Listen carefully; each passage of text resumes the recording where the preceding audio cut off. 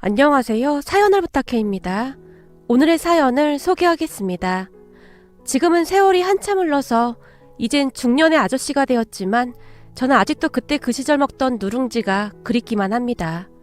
요즘은 세상이 참 살기 좋아져서 우리 아내가 간단하게 뚝딱하고 누룽지도 만들어내던데 저는 옛날 옛적에 우리 할머니가 해주시던 가마솥 그 누룽지 맛을 절대 잊을 수가 없습니다. 아니 무슨 누룽지를 이렇게 좋아해? 거기다 누룽지에 무슨 설탕을 그렇게 뿌려대. 참 식성을 알 수가 없어. 아내가 누룽지를 건네며 고개를 설레설레 저었어요. 그런 아내의 말에 벌써 한참도 더 지난 그 시절이 떠오릅니다. 그때가 벌써 몇십 년 전의 일인데 바로 어제 일 같기만 합니다. 학교가 끝나고 터덜터덜 집으로 돌아가는 길이었습니다. 정우야! 정우야! 저 멀리서 할머니께서 뛰어오셨어요. 할머니, 왜 이렇게 뛰어와? 너 배고프지? 이 할미가 너 좋아하는 깜빡 가져왔구만. 깜빡? 그게 뭐야? 제가 어리둥절한 표정으로 할머니를 바라봤어요. 깜빡 말이야. 엊그제 네가 정신없이 먹던 거 말이야. 이 할미가 설탕 줘서 줬던 거 말이야. 아, 누룽지? 그제서야 기억이 났어요. 그래 맞다 누룽지. 이 할미가 설탕 잔뜩 쳐서 가지고 왔다. 할머니가 주변을 두리번거리다가 주머니에서 검정색 비닐봉지를 꺼내줬어요. 이걸 지금 여기서 먹으라고? 여기서? 그래, 지금 후딱 먹어. 이 할미가 네 큰엄마 몰래 가지고 왔거든? 할머니, 그러다가 큰엄마한테 혼나면 어떡해. 큰엄마 되게 무섭던데? 사실 저는 서울에서 쭉 살다가 아빠가 하던 일이 잘 되지 않아서 가족들이 다들 뿔뿔이 흩어져서 살고 있었거든요. 엄마 아빠는 햇볕도 들지 않는 작은 골방 같은 곳에서 밤낮없이 일을 하느라 저를 돌볼 수가 없었기에 저를 할머니가 계신 충청도 작은 마을에 맡겼어요. 물론 부모님은 시간이 될 때마다 내려오셔서 이것저것 챙겨주시긴 했지만 사는 게 워낙 여의치가 않았기에 얼굴을 자주 볼 수는 없었습니다.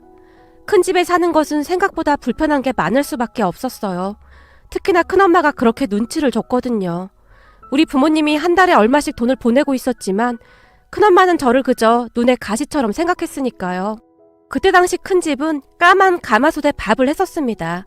그렇게 밥을 하고 나면 가마솥 바닥에 눌러붙어 있던 누룽지가 있었는데 그 누룽지가 바삭바삭한 게 그렇게 맛있을 수가 없었습니다. 특히나 누룽지에 설탕까지 뿌려서 먹으면 세상 부러울 게 없는 그런 맛이었어요. 하지만 큰엄마는 밥을 하고 난 뒤 그 누룽지를 재빠르게 걷어내서 감추곤 했었는데요. 큰엄마의 아들인 사촌형이 그 누룽지를 그렇게 좋아했거든요. 누룽지를 걷어내고 있는 큰엄마를 보며 제가 침을 꼴깍 삼키곤 했는데 단 한 번도 제게 누룽지를 주지 않았어요. 그리고 할머니는 그런 큰엄마를 많이 못마땅해 하셨어요. 우리 정호도 누룽지 엄청 좋아하는데 조금만 줘봐라. 할머니가 큰엄마의 눈치를 보며 물었어요. 어머니, 우리 한수가 이 누룽지를 얼마나 좋아하는데요. 이건 우리 한수 거예요. 큰엄마가 급히 누룽지를 뒤로 감췄어요. 아니 그러니까 누가 다 달래? 조금만 달라는 거 아니니? 이건 안 돼요. 우리 한수 먹기에도 부족해요. 밤만 되면 누룽지 찾아서 줘야 해요. 큰엄마가 누룽지를 가지고 급히 나가버렸어요. 아이고 독한 거. 그까지 누룽지가 뭐라고 저리도 야박하게 구는지. 둘째네한테 매달 돈 받아 처먹을 때는 입이 아주 귀에 걸리면서 그 누룽지 조금을 못 나눠줘. 얼굴에 욕심이 덕지덕지 붙어서는 아주 꼴보기 싫어 죽겠어. 할머니가 큰엄마의 뒷모습을 노려보며 소리쳤어요. 정우야, 다음에 밥하면 이 할미가 깐밥 꼭 줄게. 괜찮아, 난 안 먹어도 돼. 제가 풀이 죽은 채 고개를 가로저었어요. 아니야, 내일은 이 할미가 꼭 줄 테니까 걱정 말래도. 할머니가 저를 보며 활짝 웃었어요. 그랬던 할머니는 다음날 마을 입구까지 저를 마중 나왔던 거였어요. 충청도 그 마을에서는 누룽지를 깜밥이라고 불렀는데 할머니는 가끔 제가 알아들을 수 없는 그런 단어들을 쓰시곤 하셨어요. 그 마을의 사투리였습니다. 봐라, 이 할미가 설탕 잔뜩 뿌려왔다니까. 자 얼른 먹어. 너 어제 먹고 싶다고 했잖아. 이거 먹었다고 큰엄마한테 할머니 또 혼나는 거 아니야? 혼나긴 누가 혼나. 걱정 마. 뭐라고 하면 이 할미가 아주 요절을 내버리라니까. 할머니가 팔까지 걷어붙인 채 큰 소리로 말씀하셨어요. 그렇게 저는 할머니가 건넨 검은 봉지 안에 누룽지를 허겁지겁 먹었습니다. 채알라, 천천히 먹어. 그게 그렇게 맛있어? 서울서 살아서 이런 거 안 좋아하는 줄 알았는데 우리 정우는 아빠를 꼭 닮았구만 그래. 진짜? 그럼 아빠도 누룽지 좋아했어? 누룽지를 오물오물 씹으며 제가 할머니를 빤히 바라봤어요. 그럼 네 아빠도 누룽지라면 자다가도 벌떡 일어났었어. 아주 아빠를 꼭 닮았어. 우리 아빠가 생각이 나시는지 할머니의 눈시울이 붉어졌어요. 할머니, 근데 엄청 맛있어. 그럼 이 할미가 설탕을 잔뜩 묻혀왔다니까? 할머니와 저는 그렇게 누룽지를 먹고 집으로 돌아갔는데요. 집에 들어서자마자 큰엄마가 할머니와 저를 노려보고 서 있었어요.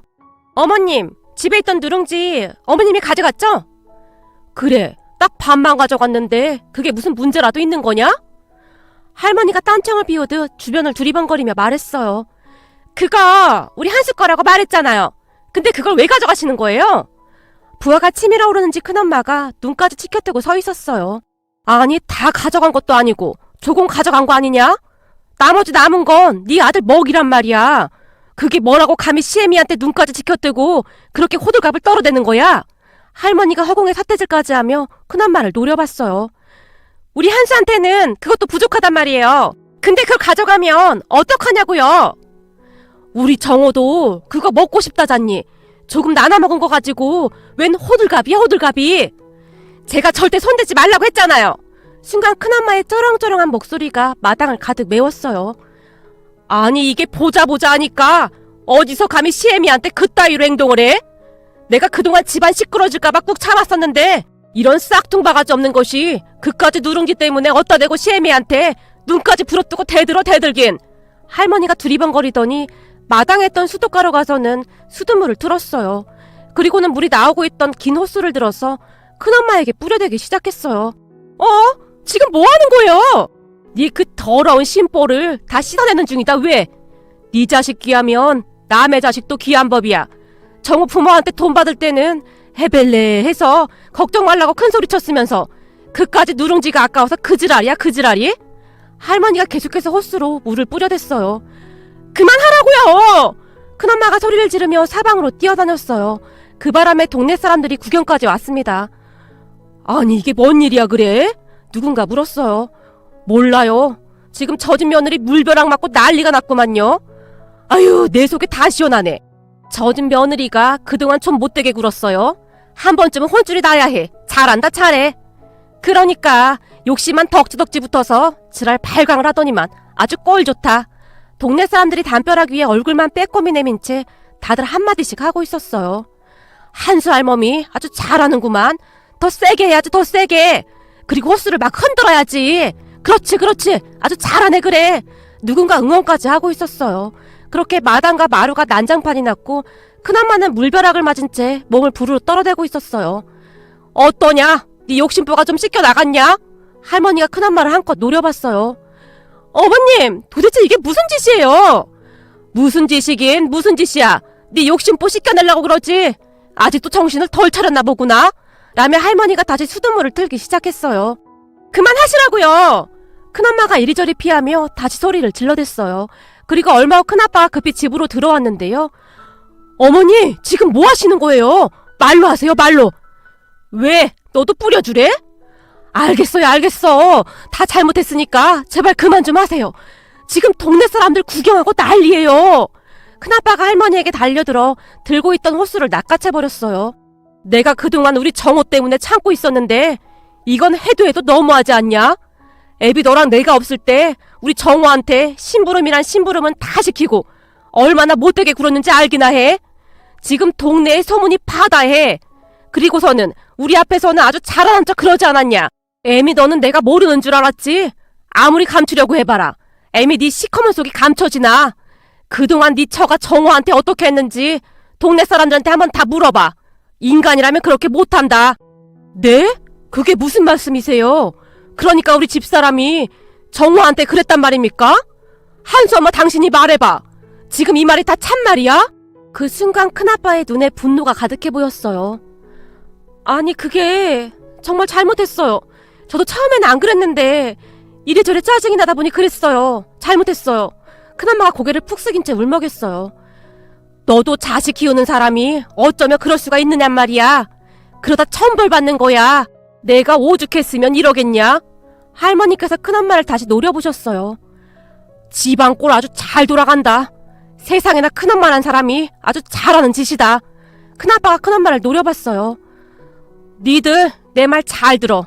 이 집이 누구 거냐? 할머니가 큰아빠 부부를 둘러보았어요. 그야 어머니 명의잖아요. 근데 그걸 왜 물어요? 그래, 이 집은 내 거니까 니들이 나가줘야겠다.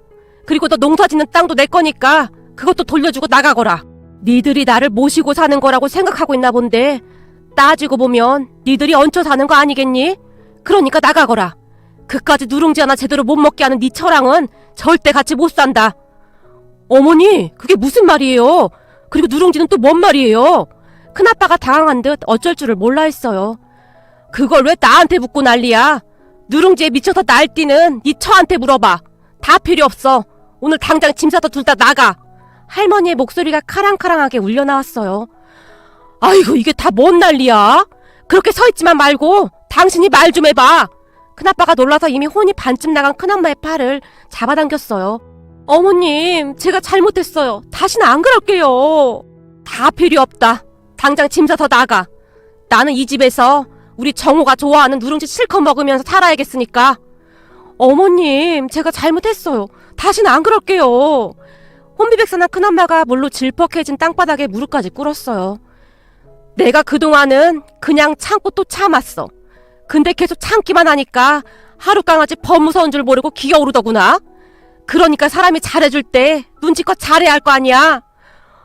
어머니, 다 내 잘못이구만요.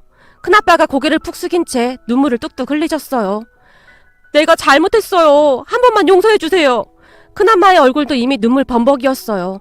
그런데 그 순간 담벼락에 기대어 얼굴을 내밀고 있던 동네 분들이 한수 할멈이 이겼구만. 순딩순딩한 줄 알았더니 화가 나니까 아주 호랭이구만, 호랭이. 환호성을 질렀어요. 할머니, 난 괜찮으니까 그만해.